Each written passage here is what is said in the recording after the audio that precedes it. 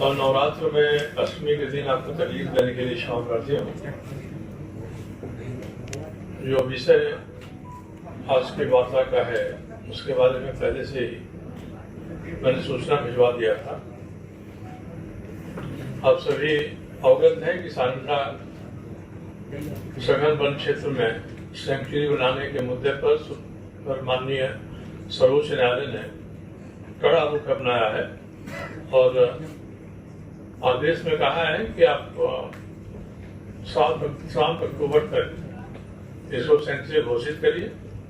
8 प्रमुख सचिव स्वयं उपस्थित हों सशरीर सुप्रीम कोर्ट के सामने, और ऐसा नहीं होगा तो मुख्य सचिव के जेल जाने की नौबत आ सकती है। इससे कड़ा आदेश सर्वोच्च न्यायालय का नहीं हो सकता है। और सर्वोच्च न्यायालय के आदेश की पृष्ठभूमि में आप पिछले 24 जून को सुप्रीम कोर्ट में सशरीर उपस्थित हुए थे झारखंड सरकार के वन पर्यावरण सचिव।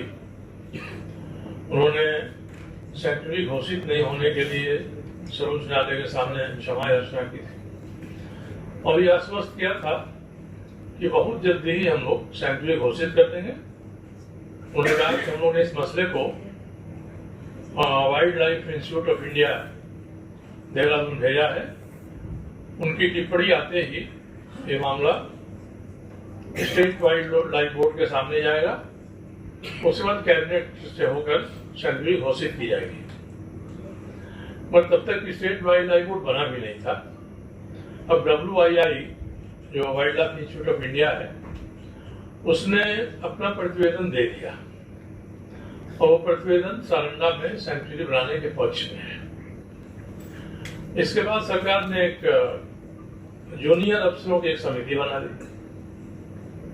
उसके बाद सुप्रीम कोर्ट ने कड़ा रुख लिया है। तब झारखंड सरकार ने अपनी एक मंत्री परिषद की उप समिति बनाया है। वह उप समिति आज सारंडा क्षेत्र में गई है।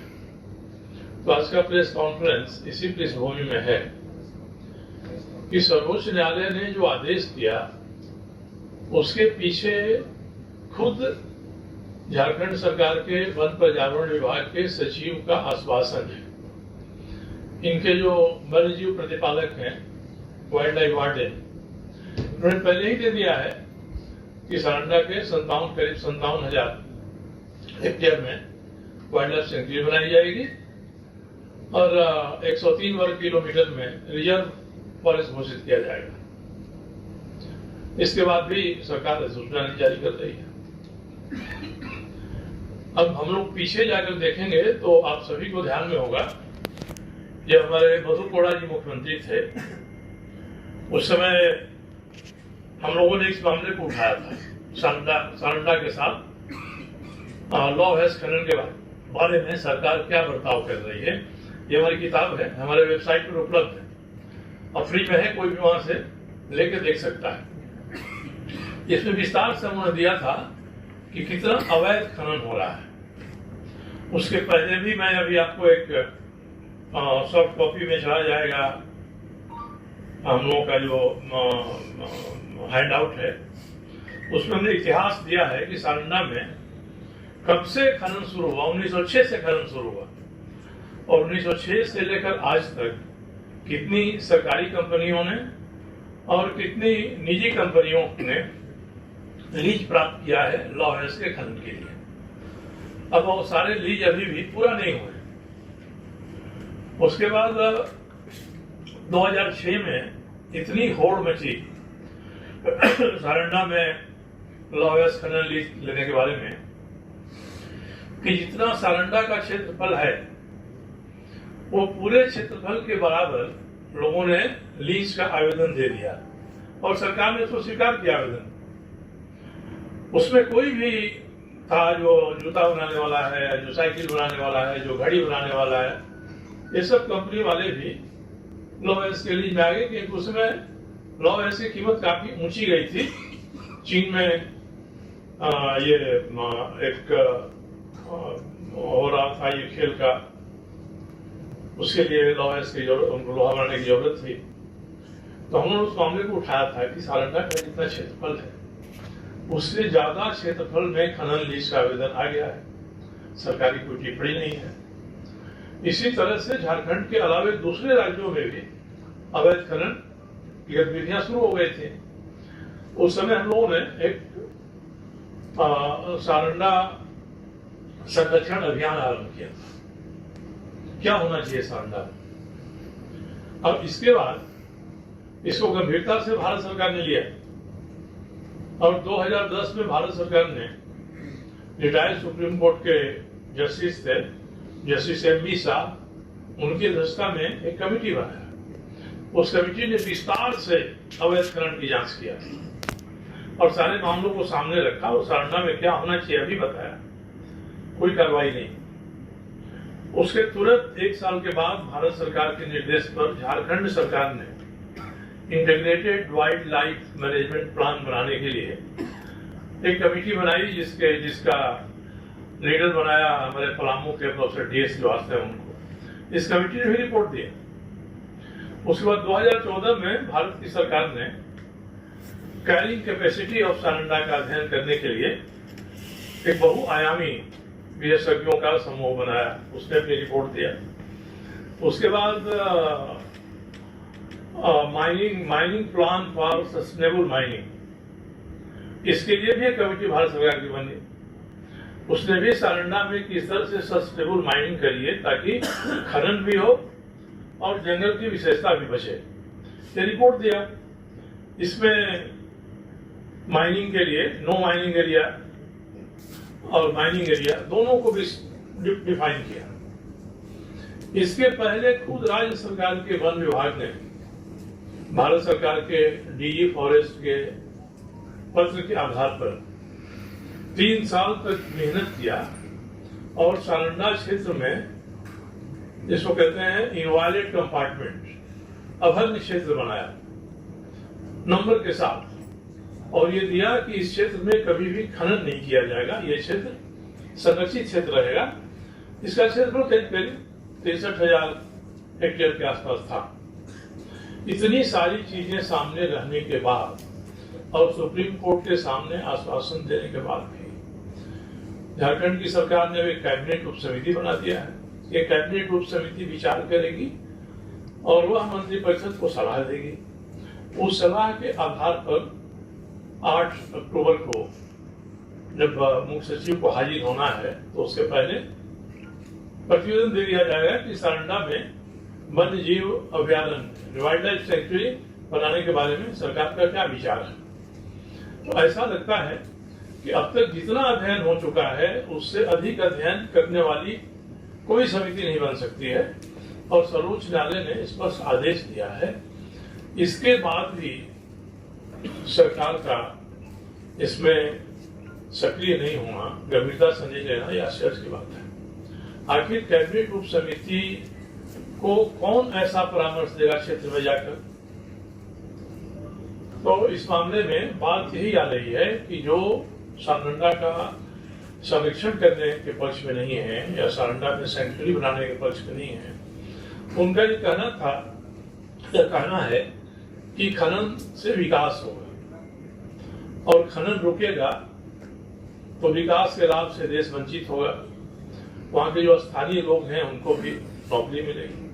हम लोगों का इतना ही कहना है कि सारंडा में जब से खनन हो रहा है 1906 से तब तक, और आयरन ओर के अलावे कोयला का खनन हो रहा है धनबाद में, झरिया में, रामगढ़ में, हजारीबाग में, पलामू में, सभी ये खनन हो रहा है। तो जब आकलन करते कि कितना लाभ मिला है यहाँ के स्थानीय लोगों को इस खनन से। ठेका लेती है बड़ी कंपनियां, ट्रांसपोर्टेशन का ठेका लेती है बड़ी कंपनियां, केवल मजदूरी के नाम पर थोड़ा यहाँ सहायता मिलती है स्थानीय लोगों को, और वो भी अब मजदूर की जगह मशीनें काम करने लगी हैं। तो इसके आधार पर पूरे सारंडा को तहस नहस कर देने का जो अभियान निहित स्वार्थी तत्वों का है, सरकार को उसकी जाल में नहीं फंसना चाहिए। एक बार सरकार 2006-07 में इस जाल में फंस चुकी है, दोबारा ये मौका आया है, और फिर ये सरकार अगर जाल में फंसेगी तो पूरे सारंडा क्षेत्र के वन्य जीवों को नुकसान होगा, पर्यावरण को नुकसान होगा। ये मामला हमने पहले भी उठाया था। आज भी जो एनजीटी के सामने गए डॉक्टर आर.के. सिंह इसको लेकर, एनजीटी ने 2 साल पहले कहा कि आप वन्य जीव अभयारण्य घोषित करिए, इन्होंने नहीं किया। उसके बाद नहीं हुआ तो 2 साल के बाद आर.के. सिंह और डॉक्टर डी.एस. श्रीवास्तव जो integrated wild life management plan जिन्होंने बनाया था, ये सुप्रीम कोर्ट गए कि सरकार सुप्रीम कोर्ट एनजीटी के आदेश को लागू नहीं कर रही है। तब आज की ऐसी स्थिति पैदा हुई है। अब इस संबंध में मेरा इतना ही कहना है कि राज्य की सरकार को विचार करना चाहिए जनता का हित क्या है उसके ऊपर, राज्य का हित क्या है, पर्यावरण का हित क्या है। और आप सभी जानते होंगे कि सारंडा में साल वन है, ऊपर में साल के पेड़ हैं और नीचे में काफी जगहों पर लॉ एस है। अब साल के बारे में कहा जाता है कि 100 साल खड़ा, 100 साल पड़ा, तब भी जौ भर भी नहीं सड़ा, इसलिए हम इसको ग्रीन स्टील कहते हैं। 100 साल पुराना पेड़ को काट दीजिए और 100 साल तक जमीन पर पड़ा रहेगा, तभी जौ भर भी नहीं सड़ता है। इतने समय में तो इस्पात और लोहा जंग खा के खत्म हो जाएगा। तो इसका ध्यान रखना चाहिए। एशिया का सबसे अधिक महत्वपूर्ण साल वन क्षेत्र है, वहाँ अत्यधिक मात्रा में जैव विविधता है, वहाँ अत्यधिक मात्रा में वन्य जीवों का वास है। इस पर सरकार को ध्यान देना चाहिए। और मैं किसी गलतफहमी में नहीं हूँ, ये सरकार जो रवैया अपना रही है, मुझे लगता है कि सरकार और विपक्ष भी इसके बारे में स्पष्ट नहीं। अतुल जी लोगों ने 2006-7 में अवैध खनन किया था और सारंडा पर आफत लाया था, वो सब लोग तो आज विपक्ष के ही साथ हैं। और 2009 में वहां सबसे बड़ा खनन करता स्टील अथॉरिटी ऑफ इंडिया है। इसको आगे और चिड़िया में लीज नहीं दिया जाए, इसके लिए भारत सरकार की फॉरेस्ट एडवाइजरी कमेटी ने सख्त प्रतिवेदन दिया और इनके आग्रह को ठुकरा दिया कि आपको आपके पास सभी जितना लीज क्षेत्र है, आप उसका 1/4 भी खनन नहीं कर सके हैं, आप और मांगते हैं अधिक। तो फॉरेस्ट एडवाइजरी कमेटी के अनुशंसा को उस समय मंत्री थे पर्यावरण विभाग के श्रीमान जयराम रमेश जी, उन्होंने इसको ओवररूल कर दिया और कहा कि मैं आदेश दे रहा हूं कि फॉरेस्ट एडवाइजरी कमेटी के प्रतिवेदन को नहीं माना जाए और चिड़िया में और अतिरिक्त भूमि पर सेल को ले दिया जाए। और सेल ने जितनी तबाही की है सारंडा में, उतना कोई और नहीं कर सकता है। झूठ बोला है, फॉरेस्ट क्लियरेंस का, इन्वायरमेंट क्लियरेंस का उल्लंघन किया है। ट्रांसपोर्टर्स के नाम से पोंगा से लेकर मानोहरपुर तक जो वन पथ है उसको काट कर चौड़ा कर दिया है।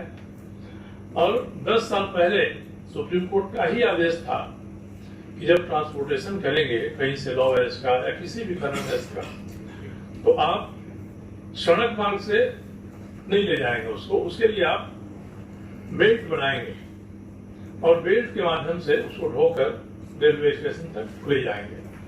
आज तक इन्होंने एक भी कन्वेयर बेल्ट खड़ा नहीं किया और उसी तरह से सड़क के किनारे जा रहा है। सारंडा में 2 बड़ी नदियां हैं, कारू और कोयना।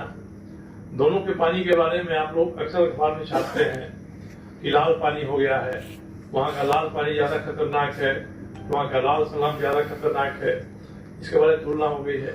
छोटे छोटे जो नाले थे, इसको फर्स्ट ऑर्डर वाटर स्ट्रीम कहा जाता है, इनको भी इन्होंने खत्म कर दिया। इसके कारण से वहाँ खेती पर संकट आ गया है, नदियों का जल दूषित हो गया है और खनन और ट्रांसपोर्टेशन के माध्यम से जो गांव हैं, इस गांव के लोग भी तबाह हैं। एक बात कहना चाहता हूँ कि सारंडा में शुरू में कोई गांव नहीं था। 1930 के आसपास 10 गांव वहां बसाए गए, इसलिए कि अंग्रेजों ने जो वन प्रबंधन प्लान बनाया था उसमें लोगों की जरूरत थी। ये 10 गांव बसाए गए थे उस समय। अब वो गांव बढ़ते बढ़ते कुछ अधिक आबादी हुई है और उसके अतिरिक्त कुछ अवैध भी लोग वहां रह रहे हैं। तो इतना सब होने के बाद भी राज्य की सरकार अभी भी बहाना ढूंढ रही है कि किस तरह से सर्वोच्च न्यायालय के आदेश का पालन नहीं किया जाए। हम लोग इस मत के हैं कि लॉ एस की माइनिंग होनी चाहिए और साथ ही में सारंडा के सघन वन का संरक्षण भी होना चाहिए। एक भी उदाहरण नहीं मिलेगा 1906 से लेकर आज तक कि जहां लीज एरिया में माइनिंग हुई है, उसको खोद दिया गया है, तो उसका माइनिंग क्लोजर प्लान को लागू करके उसको भर दें, फिर आगे खनन करें। यह स्थिति कोयला के बारे में भी है। आप सीसीएल, बीसीसीएल, ईसीएल के क्षेत्र में चले जाइए तो आज तक एक भी माइन का इन्होंने माइनिंग क्लोजर प्लान नहीं किया है, जबकि वही चले जाइए एसीसीएल में, डब्ल्यूसीएल में ये सब हो रहा है। खुद झारखंड में नोआ मुंडी में टाटा स्टील की माइन्स है, आयरन ओर की। वहां जाइए, देखिए, वो माइनिंग करते जाते हैं, पैसे बढ़ते जाते हैं और उसको कितना स्वच्छ रखे हैं। तो टाटा स्टील प्राइवेट पार्टी है, वो ऐसा कर सकती है। वो सेल जो भारत सरकार का की सबसे बड़ी कंपनी है, नवरत्न कंपनी है, वह लोगों के सुविधा के बारे में, पर्यावरण के संरक्षण के बारे में कोई ख्याल नहीं रख रही है। और जब जयराम रमेश जी ने एक मामले में ओवररूल किया फॉरेस्ट एडवाइजरी कमेटी को, तो उसके बाद जयंती नटराजन जी आई मंत्री हो, तो उन्होंने 5 के बारे में ऐसा ही किया और 5 निजी क्षेत्र के लोग थे। तो इस तरह से ये लगता है कि भारत सरकार में भी एक ऐसी लॉबी है जो पर्यावरण संरक्षण को महत्व नहीं देती है और माइनिंग करके हम लोग का ये कहना है कि माइनिंग करिए। झारखंड को जितने लॉयर्स की जरूरत है इस्पात बनाने के लिए, या हमारे पूरे देश को जितने लॉयर्स की जरूरत है इस्पात बनाने के लिए, उतना लॉयर्स का आप निकालिए। मगर आप अगर इसका ट्रेडिंग करने के लिए, बेचने के लिए, इसका निर्यात करने के लिए, विदेश में भेजने के लिए यहाँ माइनिंग करिएगा तो राष्ट्र के हित में नहीं है, दीर्घकालीन हित राष्ट्र कैसे प्रभावित होगा। तो इसी आधार पर, इसी तर्क के आधार पर जो मुकदमे हम लोगों के साथियों ने एनजीटी में सुप्रीम कोर्ट ने किया, तो सुप्रीम कोर्ट का आदेश आना है। मैं राज्य सरकार से आग्रह करूंगा कि सुप्रीम कोर्ट के आदेश का पालन करिए। आपने अभी तक जो रिपोर्टें आई हैं कैरी कैपेसिटी की, सस्टेनेबल माइनिंग प्लान की, उसको लागू करिए। आप माइनिंग करिए, सस्टेनेबल माइनिंग करिए, माइनिंग भी हो और पर्यावरण को और वनों को नुकसान भी नहीं हो। ये नहीं होता है और ये नहीं होगा तो इसी तरह से बेतरतीब माइनिंग चली जाएगी। मैं एक उदाहरण बता रहा हूं आपको। सारंडा में एक विजया 2 खदान है, बेरोसा मार्टिन की थी, टाटा स्टील ने ले लिया और टाटा स्टील की है। वो साल भर से दौड़ रहे हैं कि हमारा जरा लीज एक्सटेंड कर दीजिए, इसको माइनिंग बंद है। अगर चिंता रहती तो सरकार उसको विचार करती। इसी तरह से सेल के पास फाइन्स का पहाड़ खड़ा हुआ है। आयरन रोड निकालते हैं तो छोटे छोटे कण होते हैं, फाइन्स होते हैं, वो रह जाते हैं, वो बाजार में नहीं बिकते हैं। अब 10-15 साल से टेक्नोलॉजी आ गई है, उसका प्लेटाइजेशन से उसको प्लेट बनाइए और तब उससे आप लोहा बनाइए। मगर आज तक किसी ने भी, सेल ने या किसी ने भी प्लेटाइजेशन के लिए कोशिश नहीं किया और आज की सरकार भी प्लेटाइजेशन की कोशिश नहीं कर रही है। एक तरफ से बहुत बड़ी मात्रा में आयरन और फाइन्स मौजूद है, दूसरे जिसको भी लीज मिला है उसने खनन पूरा नहीं किया है, इसके बाद भी नया एरिया खोलने की बात चल रही है। तो ये सब चीजें ऐसी हैं कि ये सोचने पर विवश करती हैं। कैरी कैपेसिटी, शाह आयोग, एमपीएसएम के अनुशंसाओं के आलोक में 2017 में भारत सरकार के खनन विभाग ने MMRD एक्ट होता है। लाइव लगातार के वीडियो को लाइक करें, सब्सक्राइब करें और बेल आइकन को दबाना न भूलें।